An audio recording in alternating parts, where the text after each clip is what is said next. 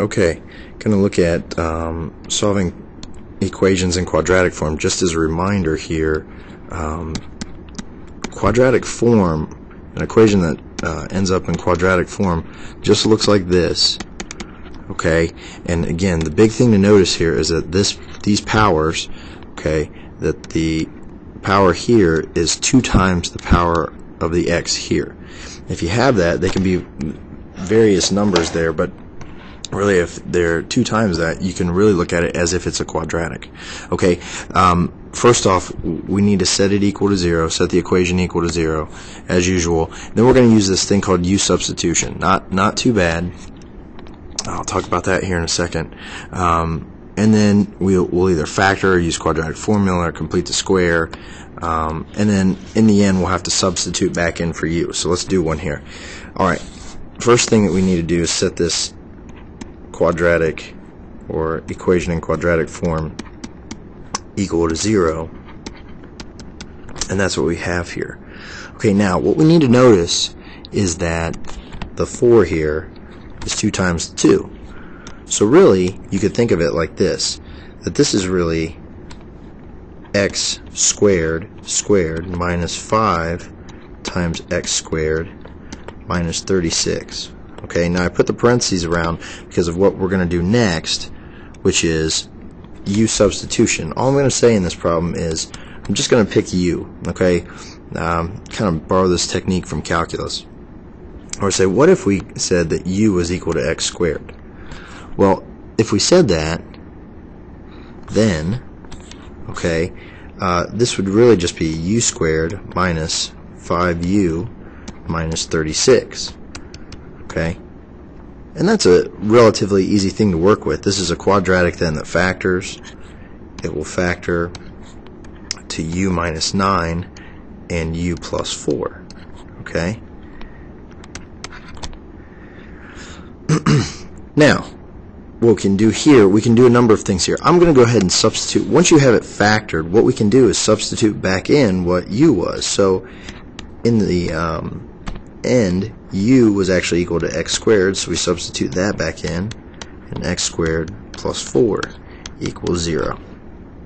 Alright, so we use this u substitution to make this simpler. Now, you don't have to actually go through this whole thing here, but you know, it helps you to understand this u substitution. A lot of students like to go ahead and write that out, and I would encourage you to do that. Once you have your factors here, actually x squared minus 9 will factor some more, but we'll be able to get 2 solutions out of this, so we could just set this equal to 0 at this point. And x squared plus 4 does not factor nicely at this point, so we'll just go ahead and separate those and set them each equal to 0. I'm going to add 9, so I get x squared equals 9, and then I'll take the square root of both sides, okay, and I'll end up with x equals plus or minus 3.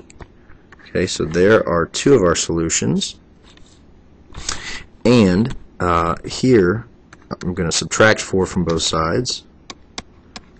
Then again, I'm going to take the square root, and I'll end up with plus or minus 2i. It's a nice long bell. Okay, those are your 4 solutions for this equation in quadratic form. Okay, let's take a look at another example here. If I have x to the 2/3 equals 7 to the 1/3, oops, 7x to the 1/3 minus 12.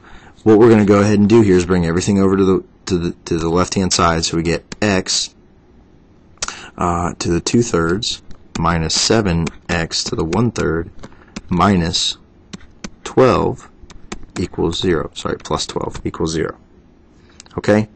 Now, again, what we want to look at is how this exponent is twice that exponent.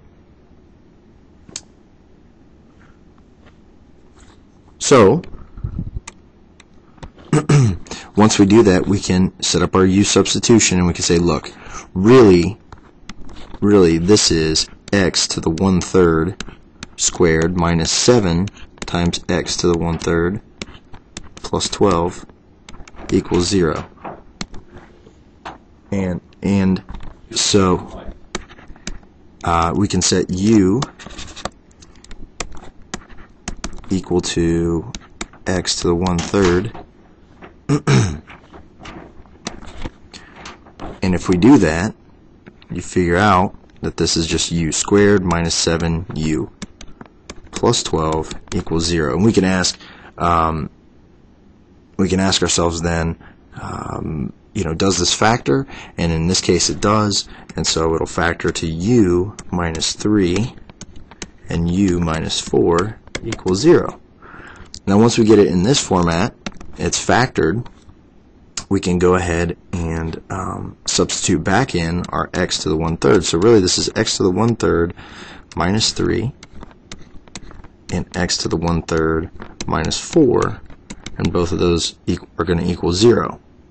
Okay, we'll split those up and say x to the 1/3 minus 3 equals 0, x to the 1/3 minus 4 equals 0. We set those each independently equal to 0.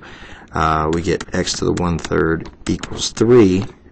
Now remember, in order to get rid of a third power, okay, there's two ways to think about this.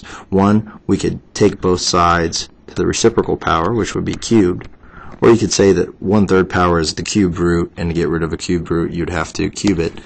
So I'm going to cube both sides here, and I get x equals 27. So there's one of my solutions. And here, x to the 1/3 equals 4. Again, we will take both sides and cube them. Okay, and we get x equals 64. Okay, so there are our two solutions. And that's it for equations quadratic form.